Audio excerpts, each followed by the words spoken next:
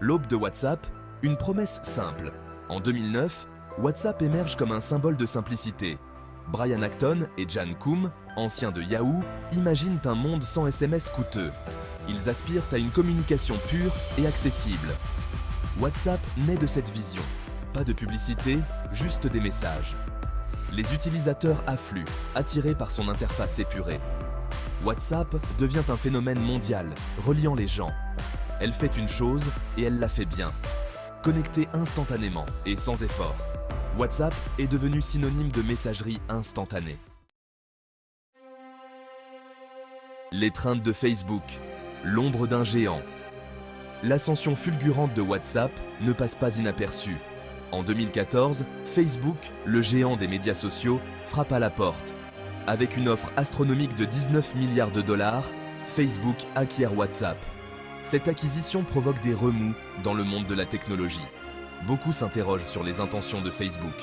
Après tout, Facebook est fondé sur la collecte de données et la publicité ciblée. Mark Zuckerberg, PDG de Facebook, assure aux utilisateurs que WhatsApp conservera son indépendance. Il promet l'absence de publicité et d'exploration de données. Il souligne l'engagement de Facebook à connecter le monde. Cependant, le scepticisme persiste. Le bilan de Facebook en matière de confidentialité des utilisateurs est loin d'être immaculé. Le scandale Cambridge Analytica plane, rappelant brutalement le risque potentiel d'utilisation abusive des données. Les sables mouvants, de la simplicité au commerce. Au fil du temps, l'influence de Facebook sur WhatsApp devient de plus en plus évidente. L'interface autrefois immaculée commence à présenter de nouveaux éléments.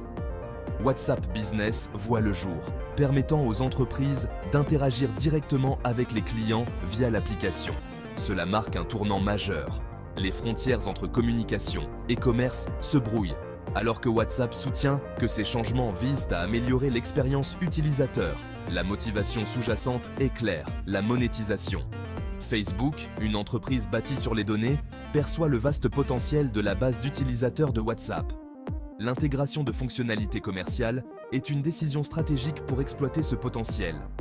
WhatsApp n'est plus une simple application de messagerie. Elle évolue vers une plateforme de commerce et de collecte de données. Le tremblement de terre de la confidentialité. Partage de données et réactions hostiles. En 2021, la situation change radicalement. WhatsApp annonce une mise à jour majeure de sa politique de confidentialité. Cette mise à jour oblige les utilisateurs à partager davantage de données avec Facebook. La réaction est rapide et virulente. Les utilisateurs se sentent trahis. Leur confiance est ébranlée. Le tollé général met en évidence une préoccupation croissante à l'ère numérique, l'érosion de la vie privée. Chercher un refuge, l'essor des applications axées sur la confidentialité. La controverse WhatsApp a provoqué un exode massif. Les utilisateurs, désillusionnés et méfiants, recherchent des alternatives. Les applications de messagerie axées sur la confidentialité, telles que Signal et Telegram, connaissent un regain de popularité. Ces applications offrent un chiffrement de bout en bout, garantissant que seul l'expéditeur et le destinataire peuvent lire les messages. Signal, développé par des chercheurs en sécurité, met l'accent sur son engagement envers la confidentialité des utilisateurs. Il collecte un minimum de données et propose des fonctionnalités telles que les messages éphémères. Telegram, connu pour ses capacités de chat en groupe étendu, met également en avant ses protocoles de chiffrement. L'essor de ces alternatives témoigne d'un changement de comportement des utilisateurs. La confidentialité n'est plus une préoccupation secondaire. Elle devient un facteur primordial dans le choix des services numériques. Le dilemme des données, la commodité contre le contrôle. La saga WhatsApp met en lumière un dilemme fondamental de l'ère numérique, le compromis entre commodité et contrôle. D'une part, les plateformes comme WhatsApp offrent une commodité inégalée. Elles nous connectent instantanément, facilitent la communication et simplifient nos vies. D'autre part, ces commodités ont souvent un coût, nos données. Chaque clic, chaque message, chaque interaction génère des données. Ces données sont précieuses, car elles fournissent des informations sur nos comportements, nos préférences et même nos pensées. Des entreprises comme Facebook exploitent ces données pour personnaliser les expériences, cibler la publicité et maximiser leurs profits. Le défi pour les utilisateurs consiste à trouver un équilibre entre profiter des avantages de ces plateformes et protéger leur vie privée. Le choix de l'utilisateur. Naviguer dans le paysage numérique.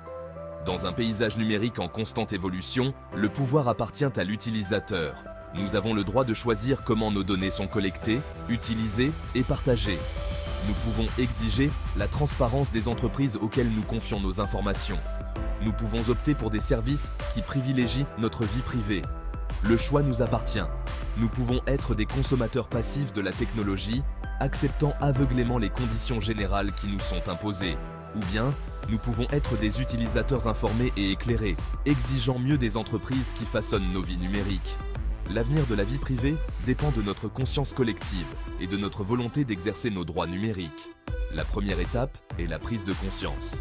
La deuxième étape est l'action.